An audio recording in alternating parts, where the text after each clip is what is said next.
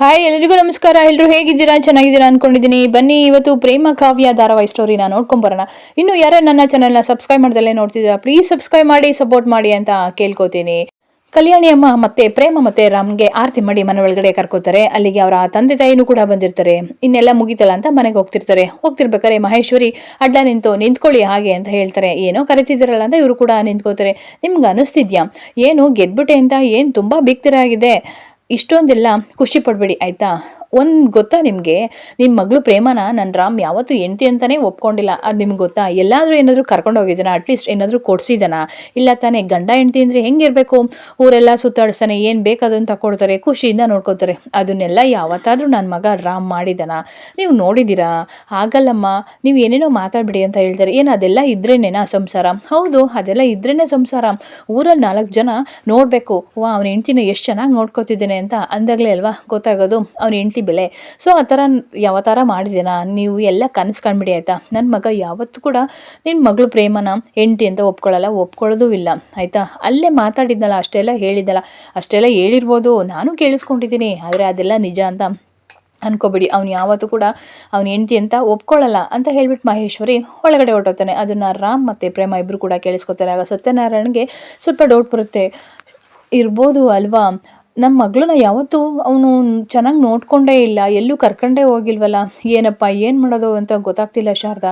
ರೀ ಏನು ಯೋಚನೆ ಮಾಡಿಬಿಡಿ ಆಯಿತಾ, ಬನ್ನಿ ಮನೆಗೆ ಹೋಗೋಣ, ಅವರೇ ಸರಿ ಹೋಗ್ತಾರೆ ಅಂತ ಹೇಳಿಬಿಟ್ಟು ಶಾರದಾ ಕಟ್ಕೊಂಡು ಹೋಗ್ತಾರೆ. ಇನ್ನೊಂದು ಕಡೆ ರಾಮ್ ಹಾಗೆ ಅದನ್ನೆಲ್ಲ ಕೇಳಿಸ್ಕೊತಾ ನಿಂತಿರ್ತಾಳೆ. ಪ್ರೇಮನು ಕೂಡ ಅದನ್ನು ಕೇಳಿಸ್ಕೊತಾ ನಿಂತಿರ್ತಾಳೆ. ನಮ್ಮ ತಂದೆ ತಾಯಿ ಎಷ್ಟು ತುಂಬ ಬೇಜಾರು ಮಾಡ್ಕೊಂಡು ಹೋದ್ರಲ್ವ ಅಂತ ಹಾಗೆ ಮನ್ಸಿಗೆ ಬೇಜಾರು ಮಾಡ್ಕೊಂಡು ಅವಳು ಕೂಡ ಅಲ್ಲೇ ನಿಂತಿರ್ತಾಳೆ.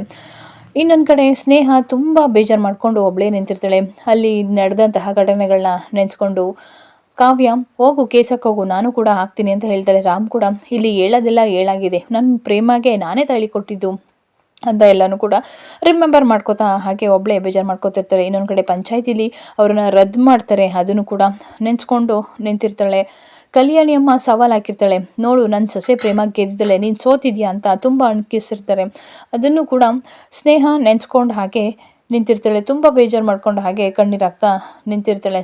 ನಾನು ಅಷ್ಟೆಲ್ಲ ಮಾಡಿದೆ, ಹೀಗಾಗೋಯ್ತಲ್ಲ ಅಂತ ಹೇಳ್ಬಿಟ್ಟು ಇನ್ನೊಂದು ಕಡೆ ಶಾರದಾ ಅವರು, ನಿನ್ನ ತಾಯಿ ಇದ್ದಿದ್ರೆ ನೀನು ಈ ಥರ ಬೆಳೀತಿರ್ಲಿಲ್ಲ ಅಂತ ಕೂಡ ಹೇಳಿರ್ತಾರೆ. ಅದನ್ನು ಕೂಡ ನೆನೆಸ್ಕೊತಿರ್ತಾಳೆ. ರಾಮ್ ಇವಳು ಪರವಾಗಿ ನಿಂತ್ಕೊಳ್ಳೋದೇ ಇಲ್ಲ, ಇಲ್ಲಿ ಹೇಳೋದೆಲ್ಲ ಹೇಳಾಗಿದೆ ಆಯಿತಾ ಅಂತ ಹೇಳಿರ್ತಾನೆ. ಅದನ್ನ ನೆನೆಸ್ಕೊಂಡು ಹೇಳ್ತಿರ್ತಾನೆ. ಅದೇ ಟೈಮ್ಗೆ ಧನರಾಜ್ ಬರ್ತಾನೆ. ಯಾಕಮ್ಮ ಒಬ್ಬಳೇ ನಿಂತಿದ್ಯಾ, ಯಾಕೆ ಹೀಗೆ ಹೇಳ್ತಿದ್ಯಾ? ಡ್ಯಾಡಿ ನಂಗೆ ಆಗ್ತಿಲ್ಲ ಡ್ಯಾಡಿ, ಹೋಗ್ಲಿ ಬಿಡು, ನಾನು ಇದೀನಿ ತಾನೆ ನಿನ್ನ ಪರವಾಗಿ, ಯಾಕೆ ಹಿಂಗೆ ಅಳ್ತಿದ್ಯಾ ಅಂತ ಹೇಳ್ತಾರೆ. ನೀನು ಅಳೋದು ನೋಡೋಕ್ಕಾಗಲ್ಲಮ್ಮ. ಇಲ್ಲ ಡ್ಯಾಡಿ, ನನಗೆ ನನ್ನ ರಾಮ್ ಬೇಕೇ ಬೇಕು ಡ್ಯಾಡಿ, ಇಲ್ಲಾಂದರೆ ನನಗೆ ಇರೋಕ್ಕಾಗಲ್ಲ. ಅವತ್ತಿನ ದಿನ ರಾಮ್ ಏನಂತ ಹೇಳಿದ್ದ, ಆದಷ್ಟು ಬೇಗ ಪ್ರೇಮ ಬಂಡವಾಳನ ಬಯಲು ಮಾಡ್ತೀನಿ, ನೀನೇನು ಹೆದರ್ಕೋಬೇಡ ಅಂತ ಎಲ್ಲ ಹೇಳಿದ್ದ. ಈಗ ಉಲ್ಟಾನೇ ಹೊಡೆದ್ಬಿಟ್ಟಲ್ಲ ಡ್ಯಾಡಿ, ರಾಮ್ ಆ ಥರ ಮಾತಾಡ್ತಾನೆ ಅಂತಲೂ ಕೂಡ ನಾನು ಕನಸಲ್ಲೂ ಅಂದ್ಕೊಂಡಿರಲಿಲ್ಲ ಡ್ಯಾಡಿ, ಈ ಥರ ಮಾತಾಡ್ಬಿಟ್ಟ. ನಾನು ನಿಮ್ಮ ತಂದೆ ಇನ್ನೂ ಬದುಕಿದ್ದೀನಮ್ಮ. ಈ ಧನರಾಜ್ ಏನು ಅಂದ್ಕೊಂಡಿರ್ತಾನೋ ಅದನ್ನು ಮಾಡಿ ಮುಗಿಸೋವರೆಗೂ ಈ ಧನರಾಜ್ಗೆ ಸಮಾಧಾನ ಇರಲ್ಲ ಆಯಿತಾ. ನೀನು ಏನು ಹೆದರ್ಕೋಬೇಡ ಡ್ಯಾಡಿ, ನನಗೆ ಹೆದರಿಕೆ ಆಗ್ತಿರೋದಲ್ಲ, ಮತ್ತು ಆ ಪ್ರೇಮ ಪ್ರೀತಿಗೆ ರಾಮ್ ಬಿದ್ದೋಗ್ತಾನೆ ಡ್ಯಾಡಿ, ಸೋತೋಗ್ಬಿಡ್ತಾನೆ ಅಂತ ಹೇಳ್ತಾರೆ. ದಯವಿಟ್ಟು ಈ ಥರ ಮಾತಾಡಬೇಡಮ್ಮ, ನಿಮ್ಮ ತಂದೆ ನಾನಿದ್ದೀನಿ, ಆ ರಾಮ್ನ ನಿನ್ನ ಮಡಲಿಗೆ ಹಾಕೋದು ನನ್ನ ಜವಾಬ್ದಾರಿ, ನಾನಿರೋವರೆಗೂ ನೀನೇನು ಯೋಚನೆ ಬೇಡ, ರಾಮ್ ಯಾವಾಗಲೂ ಕೂಡ ಹಾಗೆ ಮಾಡ್ತೀನಿ. ನಾನು ನಿಮ್ಮ ಡ್ಯಾಡಿ ಏನು ಸತ್ತೋಗಿಲ್ಲಮ್ಮ, ಇನ್ನೂ ಬದುಕಿದ್ದೀನಿ ಆಯಿತಾ.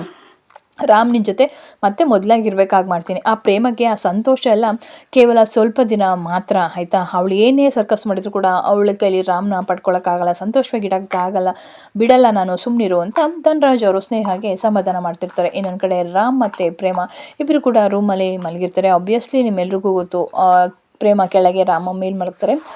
ಆದರೆ ಪ್ರೇಮಗೆ ಎಚ್ಚರ ಆಗುತ್ತೆ. ರಾಮ್ ಆಡಿದಂತಹ ಒಂದೊಂದು ಮಾತುಗಳನ್ನು ಕೂಡ ನೆನೆಸ್ಕೊತಾ ಇರ್ತಾಳೆ. ನೀನು ಸತ್ಯ ಹೇಳಬೇಡ ಆಯಿತಾ, ಈಗ ಕಳಂಕ ಬಂದಾಗಿದೆ, ಹಾಗಾಗಿ ಹಾಗಂತ ಮತ್ತೆ ಅದನ್ನು ತೆಗ್ದಾಕೋಕ್ಕಾಗಲ್ವಲ್ಲ. ಈಗ ನೀನು ಪಶ್ಚಾತ್ತಾಪ ಪಡ್ತಿದ್ಯಲ್ಲ, ಅದೇ ಸಾಕು, ಅದೇ ನಿನಗೆ ದೊಡ್ಡ ಶಿಕ್ಷೆ ಇದ್ದಂಗೆ ಅಂತ ಎಲ್ಲ ರಾಮ್ ಹೇಳ್ತಾ ಇರ್ತಾನೆ. ಅದನ್ನು ನೆನೆಸ್ಕೊತಾ ಇರ್ತಾಳೆ.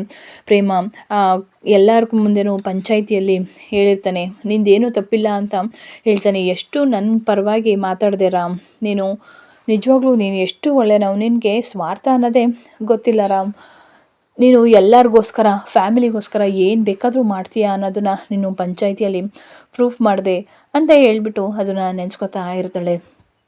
ಮಲಗಿತ್ತು ಪ್ರೇಮ ಎದ್ಬಿಟ್ಟು ಹಾಗೆ ನೆನೆಸ್ಕೊತಿರ್ತಾಳೆ, ಎಷ್ಟು ನಿಷ್ಕಲ್ಮಶವಾದ ಪ್ರೀತಿ ರಾಮ್, ನಿನಗೆ ಯಾವತ್ತೂ ಕೂಡ ಏನು ತೊಂದರೆ ಆಗಬಾರ್ದು, ಆಗ ನಾನು ನೋಡ್ಕೋತೀನಿ ರಾಮ್, ನಿನಗೆ ಯಾವುದೇ ರೀತಿ ಕೆಟ್ಟದ್ದನ್ನು ಕೂಡ ಯಾರು ಕೂಡ ಬಯಸಬಾರ್ದು, ಏನೇ ಕೆಟ್ಟದ್ದು ನಡೆದರೂ ಆ ಜಾಗದಲ್ಲಿ ನಾನು ನಿಂತು ಅದನ್ನು ಸರಿ ಮಾಡ್ತೀನಿ, ಯಾವತ್ತೂ ಕೂಡ ನಿನಗೆ ಏನು ನೋವಾಗಬಾರ್ದು ಹಾಗೆ ನೋಡ್ಕೋತೀನಿ ರಾಮ್ ಅಂತ ಹೇಳ್ತಾ ಇರ್ತಾಳೆ. ನೀನು ಎಷ್ಟು ಒಳ್ಳೆಯನು ರಾಮ್, ನಿನ್ನಂಥ ಒಳ್ಳೆ ಮನುಷ್ಯನ ಪಡೆಯೋಕ್ಕೆ ನಾನು ಎಷ್ಟು ಜನ್ಮದ ಪುಣ್ಯ ಮಾಡಿದ್ನೋ ಏನೋ ಅಂತ ಹೇಳಿಬಿಟ್ಟು ಪ್ರೇಮ ಹಾಗೆ ಒಬ್ಬನೇ ಮಾತಾಡ್ತಾ ಇರ್ತಾಳೆ. ಇನ್ನೊಂದು ಕಡೆ ಕಲ್ಯಾಣಿ ಮಹಾದೇವ ಬಾರೋ ಮಂಗಳಾರತಿ ತಗೋ ಅಂತ ಹೇಳ್ತಾನೆ. ಆ ಟೈಮ್ಗೆ ಕಾವ್ಯ ಕೂಡ ಬರ್ತಾರೆ. ಬಾಮ್ಮ ಕಾವ್ಯ ಮಂಗಳಾರತಿ ತಗೋ ಅಂತ ಹೇಳ್ತಾರೆ. ಅದೇ ನಾನು ನಿಮ್ಮ ಜೊತೆ ಮಾತಾಡಬೇಕು. ಹಾಂ ಹೇಳಮ್ಮ, ಇವತ್ತು ನನ್ನ ಫ್ರೆಂಡ್ಸ್ ಎಲ್ಲ ಗೆಟ್ ಟುಗೆದರ್ ಪಾರ್ಟಿ ಇಟ್ಕೊಂಡಿದ್ದಾರೆ ಅಂತೆ, ಸೊ ಹಾಗಾಗಿ ಫ್ರೆಂಡ್ಸ್ ಎಲ್ಲ ಸೇರ್ತಿದ್ದೀವಿ, ಹೋಗಬೇಕು, ಹೋಗಿ ಬರಲಾ ಅಂತ ಕೇಳ್ತಿರ್ತಾರೆ. ಅದೇ ಟೈಮ್ಗೆ ಮಹೇಶ್ವರಿ ಬರ್ತಾರೆ. ಏನಮ್ಮ ಮನೇಲಿ ಇಷ್ಟೆಲ್ಲ ನಡೆದಿದೆ, ನೀನು ಪಾರ್ಟಿಗೆ ಹೋಗ್ಬೇಕಾ, ಪಾರ್ಟಿಗೆ ಹೋಗಿ ನೀನು ಎಂಜಾಯ್ ಮಾಡಬೇಕಾ, ಏನು ಮೊದಲೇ ಹೇಳೋದಲ್ದಲೇ ಇವತ್ತೆಲ್ಲ ಬಂದು ಹೇಳ್ತಾ ಇದೆಯಾ, ಅದು ನೆನ್ನೆ ಎಲ್ಲ ಪಂಚಾಯತಿಲಿ ಹಾಗಾಯ್ತಲ್ಲ, ಹಾಗಾಗಿ ಹೇಳಿಲ್ಲ ಅತ್ತೆ, ಸ್ವಲ್ಪ ತಡ ಆಯಿತು, ಹೇಳೋಣ ಅಂತ ಅಂದ್ಕೊಂಡೆ, ನೈಟ್ ಆಯ್ತಲ್ಲ ಅಂತ ಹೇಳ್ತಾರೆ. ಹೋ ಅದಕ್ಕೆ ಈಗ ಪೀಠಕ್ಕೆ ಹಾಕ್ಕೊಂಡು ಬಂದಿದೆಯಾ ಇಲ್ಲಿ ಹೇಳೋದಕ್ಕೆ ಅಂತ ಹೇಳ್ತಾರೆ. ಸಾರಿ ಅತ್ತೆ ಅಂತ ಹೇಳ್ತಾರೆ. ಏನು ಸಾರಿ, ಅಷ್ಟೆಲ್ಲ ಆಗಿದ್ರು ಬೇಜಾರಾಗ್ತಿಲ್ವಾ ನಿನಗೆ ಅಂತ ಹೇಳ್ತಾರೆ. ಆಗ ಕಲ್ಯಾಣಿ, ಏನಕ್ಕೆ ಬೇಜಾರಾಗಬೇಕು, ಅವಮಾನ ಆಗಿರೋದು ಧನರಾಜ್ ಮತ್ತು ಸ್ನೇಹ ಅವ್ರಿಗೆ ಅವ್ರು ಬೇಜಾರು ಮಾಡ್ಕೋಬೇಕು, ನಾವ್ಯಾಕೆ ಬೇಜಾರು ಮಾಡ್ಕೋಬೇಕು, ನೀನು ಹೋಗ್ಬಿಟ್ಟು ಬಾರಮ್ಮ ಅಂತ ಹೇಳ್ತಾರೆ. ಸರಿ ಆಯಿತು ಅತ್ತೆ, ತುಂಬ ಥ್ಯಾಂಕ್ಸ್, ಆದರೆ ನೈಟ್ ಟೈಮು ಅಂತೀಯ, ಒಬ್ಬಳೇ ಹೋಗೋದು ಬೇಡಮ್ಮ, ಒಬ್ಬಳೇ ಮಹಾದೇವನು ಕರ್ಕೊಂಡು ಹೋಗು ಅಂತ ಹೇಳ್ತಾರೆ. ಏನು ಮಹಾದೇವನ ಅಂತ ಹೇಳ್ತಾರೆ. ಹ್ಞೂ ನಮ್ಮ ನೀನು ಒಬ್ಬಳೇ ಹೋಗೋದು ಸೇಫ್ ಅಲ್ಲ, ಆಯಿತಾ, ನೀನು ಮಹಾದೇವನ ಕರ್ಕೊಂಡೋಗು ಅಂತ ಹೇಳ್ತಾರೆ. ಪರವಾಗಿಲ್ಲ ಅತ್ತೆ, ನೈಟ್ ಟೈಮ್ ಅಲ್ವಾ, ಸೊ ಅವ್ನಿಗೆ ಮಿಲ್ಲಲ್ಲಿ ಕೆಲಸ ಇರುತ್ತೆ, ನಾನು ಪಂಚಮಿನ ಕರ್ಕೊಂಡು ಹೋಗ್ತೀನಿ ಅಂತ ಹೇಳ್ತಾರೆ. ಪಂಚಮಿನ ಯಾಕೆ ನಿನ್ಗೆ ಯಾಕೋ ಇಷ್ಟ ಇಲ್ಲ ಅನಿಸುತ್ತೆ ಮಹಾದೇವನ ಕರ್ಕೊಂಡು ಹೋಗೋದು ಅಂತ ಮಹೇಶ್ವರಿ ಹಾಗೆ ಹೇಳ್ತಾ ಇರ್ತಾರೆ. ಹಾಗೇನಿಲ್ಲ ಅತ್ತೆ, ನೈಟ್ ಟೈಮ್ ಅಲ್ವಾ, ಸೊ ಏನು ಕೆಲಸ ಇದ್ದರೆ ಏನು ಅಂತ, ಹಾಗೇನು ಇಲ್ಲ, ನೀನು ಕರೆದ್ರೆ ಅವನು ಬರದಲ್ಲೇ ಇರೋದೇ ಇಲ್ಲ, ಆಯಿತಾ, ಬಂದೇ ಬರ್ತಾನೆ, ನೀನು ಹೋಗಿ ಫೋನ್ ಮಾಡು ಅಂತ ಹೇಳ್ತಾರೆ. ನನಗೆ ಯಾಕೋ ಅಕ್ಕ ಕಾವ್ಯಂಗೆ ನನ್ನ ಮಹಾದೇವ್ ಮೇಲೆ ಇನ್ನೂ ಪ್ರೀತಿ ಹುಟ್ಟೇ ಇಲ್ಲ ಅಂತ ಅನ್ಸುತ್ತೆ, ಒಪ್ಕೊಂಡೇ ಇಲ್ಲ ಅನ್ಸುತ್ತೆ ಅಲ್ವಾ ಅಂತ ಹೇಳ್ತಿರ್ತಾರೆ. ಆಗ ಶ್ರೀಧರ್, ಏಯ್ ಕತ್ತೆ, ಏನೇನೋ ಮಾತಾಡಬೇಡ ನೀನು ಬಾಯಿಗೆ ಬಂದಂಗೆ, ಸುಮ್ಮನೆ ನಿಂತ್ಕೋ, ಎಲ್ಲನೂ ನೀನೇ ಹೇಳ್ತೀಯ, ನೀವು ಪಾರ್ಟಿಗೆ ಹೋಯ್ತಿದ್ಯಾ ಅಂತಲೂ ಹೇಳ್ತೀಯ, ಯಾಕೋ ಇವನ ಮೇಲೆ ಮನಸ್ಸಿಲ್ಲ ಅಂತಲೂ ನೀನೇ ಹೇಳ್ತೀಯ, ಏನೇ ಇದು ತಲೆ ಬುಡ ಒಂದು ಇಲ್ಲ, ಹಾಗೆ ಮಾತಾಡ್ತೀಯಲ್ಲ ನೀನು, ಎಲ್ಲನೂ ನೀನೇ ಹೇಳಿ ನೀನೇ ಒಬ್ರಿಗೊಬ್ರು ತಂದಿಡ್ತಾ ಇದೆಯಾ, ಏನು ಮಾಡಬೇಕು ಹೊರಟಿದ್ಯಾ ನೀನು, ರೀ ಸುಮ್ಮನೆ ಇರ್ರಿ, ನಾನು ಇರೋದನ್ನೇ ಹೇಳ್ತಾ ಇರೋದು, ಏನೋ ಕಾವ್ಯ ಇನ್ನು ನಮ್ಮ ಮಹಾದೇವನ ಒಪ್ಕೊಂಡಿಲ್ಲ ಅಂತ ಅನ್ನಿಸ್ತು, ಅದಕ್ಕೆ ಹೇಳ್ದಪ್ಪ ಅಂತ ಹೇಳ್ತಾರೆ. ಹೋಗ್ರಿ ಅಂತ ಅಂದ್ಬಿಟ್ಟು ಅಲ್ಲಿ ಹೋಗ್ತಾರೆ. ಇವಾಗ ಕಲ್ಯಾಣಿ, ಏನು ಶ್ರೀಧರ್ ಇದು ಹಿಂಗೆ ಮಾತಾಡ್ತಾಳೆ ನೋಡು, ಅಯ್ಯೋ ಅದಕ್ಕೆ ಇವಳ್ದು ಯಾವಾಗಲೂ ಇದ್ದಿದೆ ಬಿಡಿ ಅಂತ ಹೇಳ್ತಾಳೆ. ಇನ್ನೊಂದು ಕಡೆ ಕಾವ್ಯ ಫೋನ್ ಮಾಡೋಕ್ಕೆ ಅಂತ ಹೇಳ್ಬಿಟ್ಟು ಮಹಾದೇವಂಗೆ ಫೋನ್ ಮಾಡೋಕ್ಕೆ ಅಂತ ಹೇಳ್ಬಿಟ್ಟು ರೂಮಿಗೆ ಬಂದು ಫೋನ್ ಮಾಡ್ತಾ ಹೇಳ್ತಾರೆ. ಮಹಾದೇವ ಎಲ್ಲೋ ಆಚೆ ಇರ್ತಾನೆ ಅನಿಸಿರುತ್ತೆ. ಆಗ ಫೋನ್ ಬರ್ತಿರೋದು, ಇದೇನಿದು ನಮ್ಮ ಕಾಡು ರಾಕ್ಷಸಿ ಫೋನ್ ಮಾಡ್ತಾಳೆ, ಅಯ್ಯೋ ಇದೇ ನಿಜನೋ ಸುಳ್ಳು ಅಂತ ಹೇಳ್ಬಿಟ್ಟು ಅವನಿಗೆ ಗಿಂಡ್ಕೊಂಡು ನೋಡ್ತಿರ್ತಾರೆ. ಹೋ ಹೇಳು ನಾನು ಹೆಂಡ್ತಿ ಅಂತ ಹೇಳ್ತಾರೆ. ಅಯ್ಯೋ ನಂಗೆ ಹೆಂಡ್ತಿ ಅಂತ ಕರಿಬೇಡ, ಅಯ್ಯೋ ನಾನು ಹೆಂಡ್ತಿ ಅಂತ ಕರೆದಲ್ಲಿ ಇನ್ನೇನು ಕಾಡು ರಾಕ್ಷಸಿ ಅಂತ ಕರಿಲ್ಲ, ಸರಿ ಆಯಿತು, ನಂಗೆ ಇದೇ ಕೋಪ ಬರ್ಸ್ಬೇಡ ನೀನು, ಮತ್ತೆ ನನಗೆ ಇರಿಟೇಷನ್ ಮಾಡಿ, ಸರಿ ಆಯಿತು ಹೇಳು ಯಾಕೆ ಫೋನ್ ಮಾಡಿದ್ದು ಅಂತ ಕೇಳ್ತಾರೆ. ಅದು ಫೋನ್ ಮಾಡಿದ್ದು, ಸಂಜೆ ಎಲ್ಲಿದ್ಯಾ ನೀನು ಫಸ್ಟ್ ಹೇಳು ಅಂತ ಹೇಳ್ತಾರೆ. ಎಲ್ಲೋ ಇದ್ದೀನಿ ಹೇಳಮ್ಮ, ಫಸ್ಟ್ ಹೇಳು ನೀನು ಎಲ್ಲಿದ್ಯಾ, ಇಲ್ಲೇ ಎಲ್ಲೋ ಬರ್ತಾ ಇದ್ದೀನಿ ಅಂತ ಹೇಳ್ತಾರೆ. ಹೌದಾ ಸರಿ, ಸಂಜೆ ಗೆಟ್ ಟುಗೆದರ್ ಪಾರ್ಟಿ ಇದೆ, ಹೋಗಬೇಕು, ಕರ್ಕೊಂಡು ಹೋಗು ಅಂತ ಹೇಳ್ತಾರೆ. ಏನು ನೀನು ನನ್ನ ಕರಿತಿದ್ಯಾ, ಹ್ಞೂ ನಿನ್ನೆ ಕರಿತಿರೋದು ಅತ್ತೆ, ನೀನು ಮಹಾದೇವ ಇಬ್ಬರು ಹೋಗಿ ಅಂತ ಅಂದರು, ಸೊ ಹಾಗಾಗಿ ಅಂತ ಹೇಳ್ತಾರೆ. ಹೌದಾ ವಾವ್, ಪಾರ್ಟಿಗೆ ನಿನ್ನ ಫ್ರೆಂಡ್ಸ್ ಎಲ್ಲ ಬಂದಿರ್ತಾರಲ್ವ, ಹಲೋ ಏನು ಅಷ್ಟೊಂದೆಲ್ಲ ಖುಷಿ ಏನು ಪಡಬೇಡ, ಅಯ್ಯೋ ನನಗೆ ಏನೇನೋ ಆಯ್ತೈತೆ ಕಣ, ಏನೈತೆ ಅಂದರೆ ಅದು ಏನೇನೋ ಆಯ್ತೈತೆ ಬಿಡು, ನಿನ್ನ ಫ್ರೆಂಡ್ಸ್ ಮುಂದೆ ಬಂದರೆ ಏನೋ ನಿನಗೆ ಬೇಜಾರು ಮಾಡ್ತೀನಿ ಅಂತನಾ, ಅವಮಾನ ಮಾಡ್ತೀನಿ ಅಂತನಾ, ಅಲೋ ಆ ಥರ ಏನಿಲ್ಲ, ನಿನ್ನನ್ನು ಬಿಟ್ಬಿಟ್ಟು ಬರೀ ಬಾ ಆಯಿತಾ, ಆಮೇಲೆ ಬೇಕಾದ್ರೆ ಬಂದು ಕರ್ಕೊಂಡೋಗು ಅಂತ ಹೇಳ್ತಾರೆ. ಆಯಿತು ಬಿಡವ್ವ, ಆಯಿತು ಬರ್ತೀನಿ ಬೇಗ ಅಂತ ಹೇಳ್ತಾನೆ. ಇನ್ನೊಂದು ಕಡೆ ಪ್ರೇಮ ದೇವಸ್ಥಾನಕ್ಕೆ ಹೋಗಿ ಅಂತ ಎಲ್ಲ ಕೂಡ ರೆಡಿ ಮಾಡ್ಕೊತಿರ್ತಾರೆ. ರಾಮ್ ಕೂಡ ಅದೇ ಟೈಮಿಗೆ ಇರ್ತಾರೆ. ಎಲ್ಲಿ ಹೋಗ್ತಿದ್ಯಾ ಪ್ರೇಮ ಅಂತ ಹೇಳ್ತಾರೆ. ದೇವಸ್ಥಾನಕ್ಕೆ ಹೋಗ್ತಿದ್ದೀನಿ, ಯಾಕೋ ಮನ್ಸಿಗೆ ತುಂಬ ಬೇಜಾರು, ಸ್ವಲ್ಪ ಸಮಾಧಾನ ಆಗಲಿ ಅಂತ ಹೋಗ್ತೀನಿ. ಹೌದಾ, ನಾನು ಅಲ್ಲೇ ಹೋಗ್ತಿದ್ದೀನಿ, ಬಾ ಹೋಗೋಣ, ಕರ್ಕೊಂಡು ಹೋಗ್ತೀನಿ ಅಂತ ಹೇಳ್ತಾರೆ. ಹೌದಾ ನಿಜವಾಗ್ಲೂ, ಹೌದು ನಾನು ಅಲ್ಲೇ ಹೋಗ್ತಿದ್ದೀನಲ್ಲ, ಬಾ ಕರ್ಕೊಂಡು ಹೋಗ್ತೀನಿ ಅಂತ ಹೇಳ್ತಾರೆ. ಆಗ ಮಹೇಶ್ವರಿ ಅದನ್ನು ನೋಡ್ತಾಳೆ.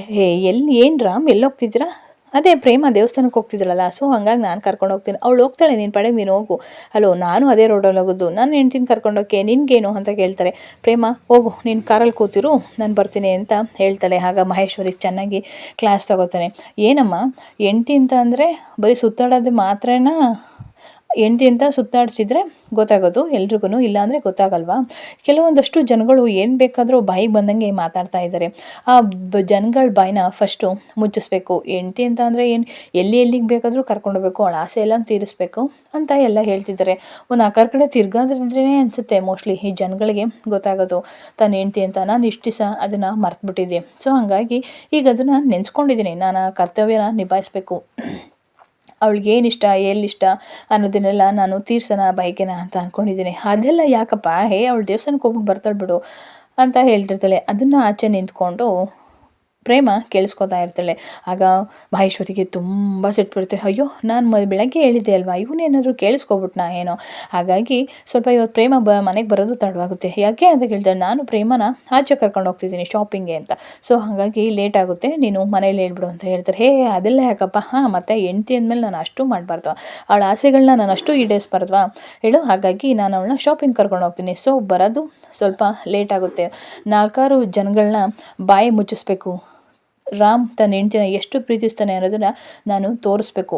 ಹಾಗಾಗಿ ನಾನು ಅವಳನ್ನ ಹೊರಗಡೆ ಕರ್ಕೊಂಡು ಹೋಗ್ತಿದ್ದೀನಿ. ನೀನೇನು ಬೇಜಾರು ಮಾಡ್ಕೊಬೇಡಮ್ಮ, ಆಯಿತಾ? ಏನು ಹೆಂಡ್ತಿ ಅಂದರೆ ಹೊರಗಡೆ ಮಾತ್ರ ಕರ್ಕೊಂಡು ಹೋಗ್ಬೇಕಮ್ಮ, ಸುತ್ತಿಸ್ಬೇಕಾ? ಸರಿ, ನಾನು ಹೋಗ್ಬಿಟ್ಟು ಬರ್ತೀನಮ್ಮ ಅಂತ ಹೇಳಿಬಿಟ್ಟು ಅಲ್ಲಿಂದ ಹೋಗ್ತಾಳೆ. ಇದು ಇವತ್ತಿನ ಸ್ಟೋರಿ. ನಿಮ್ಮೆಲ್ಲರಿಗೂ ಇಷ್ಟ ಆದರೆ ನನ್ನ ಚಾನಲ್ನ ಸಬ್ಸ್ಕ್ರೈಬ್ ಮಾಡಿ, ಸಪೋರ್ಟ್ ಮಾಡಿ, ಲೈಕ್ ಮಾಡಿ ಅಂತ ಕೇಳ್ಕೊತೀನಿ. ಇನ್ನೊಂದು ಕಡೆ ಮಹೇಶ್ವರಿ ಫುಲ್ಲು ಊರು ಬೀಳ್ತಿರುತ್ತೆ. ಇವನೇನು ನನಗೆ ಹೇಳೋದು ಪ್ರಪಂಚಕ್ಕೆ ಹೇಳೋದು ಗೊತ್ತಾಗ್ತಿಲ್ಲ ಅಂತ ಹೇಳ್ತಾಳೆ. ಪ್ಲೀಸ್ ನನ್ನ ಚಾನಲ್ನ ಸಬ್ಸ್ಕ್ರೈಬ್ ಮಾಡಿ, ಲೈಕ್ ಮಾಡಿ. Thank you.